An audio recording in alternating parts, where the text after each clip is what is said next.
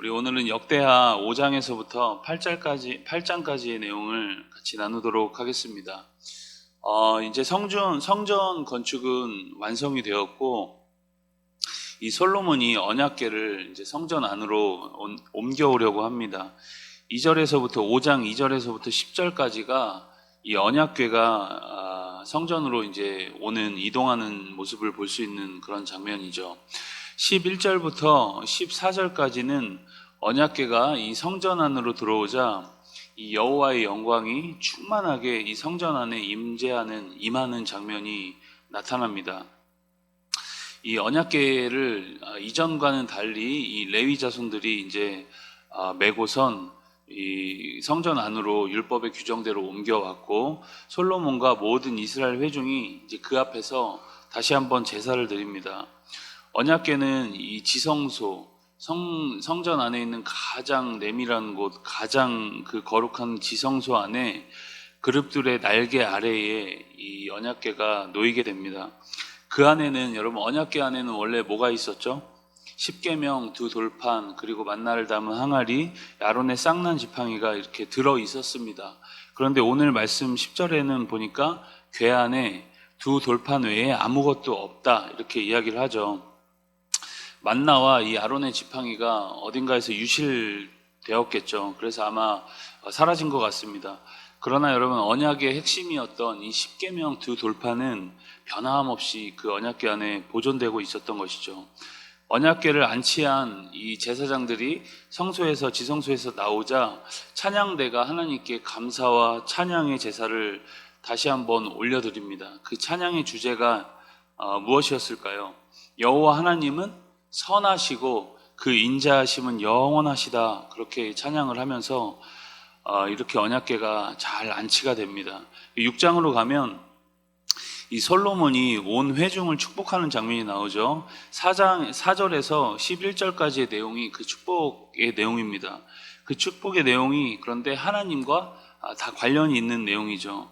우리 처음 4절의 말씀을 보면은 우리 한번 읽어볼까요? 우리 6장 4절의 말씀입니다. 왕이 이르되 이스라엘 하나님 여호와를 송축할지로다. 여호와께서 그의 입으로 내 아버지 다윗에게 말씀하신 것을 이제 그의 손으로 이루셨다 이르시기를. 뭐라고 말씀하시죠? 그의 입으로 내 아버지 다윗에게 말씀하신 것을 이루셨다, 이렇게 말씀하시고, 그 마지막 축복의 장면 마지막 11절도 한번 읽어보겠습니다. 내가 또 그곳에 여호와께서 이스라엘 자손과 더불어 세우신 언약을 넣은 궤를 두었노라. 이스라엘 자손과 세우신 언약, 그 언약의 궤를 그곳에 두었다, 이렇게 말씀을 하죠. 다시 한번 언약의 말씀을 넣어놓은 궤에 대해서 이야기하고, 처음 시작도 하나님이 다윗에게 언약하신 말씀을 이루셨다, 그렇게 이야기를 합니다. 말씀을 지키시는 하나님으로 인해서 너희가 지금 큰 축복을 누리고 있는 것이다, 우리가 이 큰 영광과 복을 누리고 있다라고 이렇게 이야기를 하면서 백성들을 축복한 장면인 것입니다. 다 하나님의 약속이 그들에게 이런 복과 은혜를 주셨다, 이렇게 말씀하고 있는 것이죠. 여러분, 이러한 것이 우리가 누리는 복이 세상과 다른 그런 의미로 우리가 누리고 있는 복이라는 것입니다. 믿지 않는 사람들도 이 절에 가거나 또 무속인들에게 찾아가서 나름 복을 빌죠. 그런데 여러분, 그들은 귀신이 우리에게 뭘 약속해 주었고, 귀신이 나에게 어떤 생각을 갖고 있고, 내가 모시는 신이 나에게 어떤 생각을 갖고 있고, 이런 것에는 별로 몰라도 되고 관심이 별로 없습니다. 그냥 신을 살살 달래서 신에게 복받고 나에게 해를 끼치지 않고 내 문제만 잘 해결되면 별로 문제가 없죠. 무슨 약속을 했고 나에게 어떤 인격적 그런 관계를 맺고 있는지 별로 상관이 없습니다. 그러나 여러분, 하나님의 복은 절대 그런 것이 아닙니다. 하나님의 신실하심이 영원토록 우리 가운데 나타나고, 우리는 그 신실함을 믿을 때 하나님의 복을 우리가 인격적인 하나님과의 관계 속에서 누리게 된다는 것입니다. 그래서 여러분, 하나님과 인격적 신뢰가 우리 가운데 있다면 우리가 어떤 상황도 우리는 복으로 받아들일 수 있습니다. 문제가 당장 해결되지 않아도 주님과 분명하고 또 은밀한 그 약속의 교제가 있다면 그럼 복 받는 것은 이제 시간 문제일 뿐인 것이죠. 하나님께서 신실하시기 때문에 하나님의 약속대로 하나님께서는 반드시 우리에게 복을 주실 것입니다. 하나님은 어떤 상황에도 약속을 지키시고 그리고 신뢰할 만한 분이라는 것을 우리가 믿는 것이죠. 솔로몬은 하나님의 신실함에 근거해서 백성들에게 이 축복을 이렇게 선포하고 또 그리고 기도하며 나아갑니다. 그것이 6장의 내용이죠.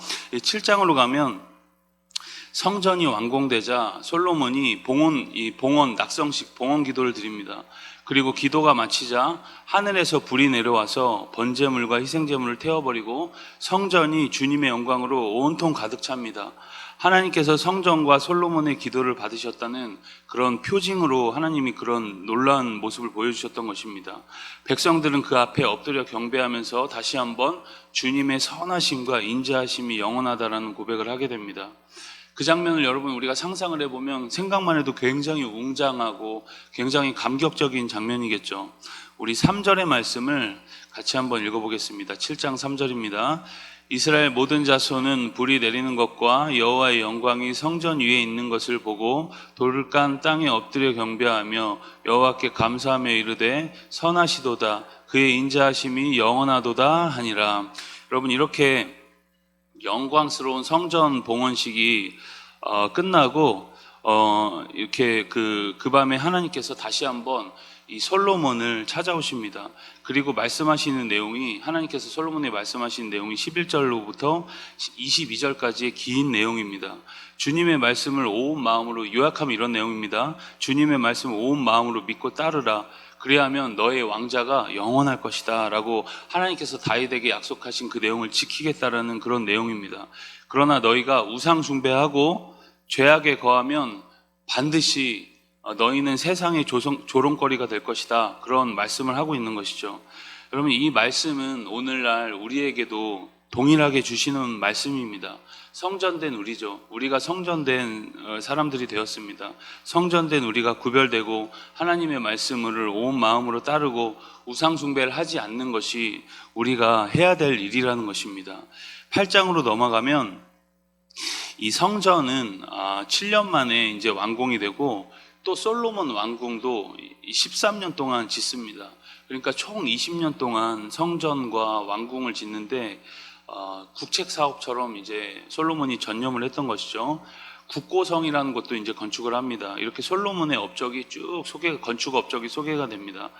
열왕기사 3장 1절에 보면 솔로몬은 즉위한 첫 해에 이 바로의 딸, 애굽의 바로의 딸과 정략 결혼을 하죠. 그리고 그녀를 위한 궁도 따로 짓습니다.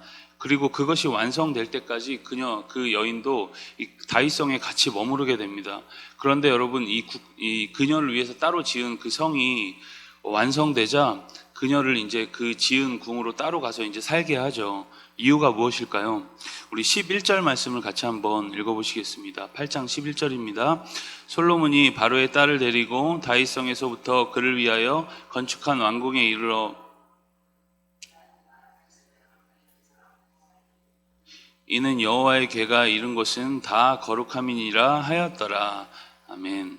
여러분 거룩함에 대한 문제 때문이었죠. 정치적인 문제 때문에 이 바로의 딸과 정략 결혼을 하긴 했지만 이방인에 대한 나름대로의 율법과 규례를 지키려고 이렇게 그녀를 위해서 따로 궁을 짓고 그것으로 이제 옮겨가게 합니다. 그렇게 여러분 이 딸을 그녀를 이주시킨 후에 솔로몬이 단을 쌓고 번제를 드리고 모사가 명령한 모든 율법대로 제사를 준행합니다. 그리고 무교절과 칠칠절과 초막절을 다 지키죠. 하나님께서 명령하신 제사와 절기를 새로 건축한 이 성전에서 지켜나갑니다.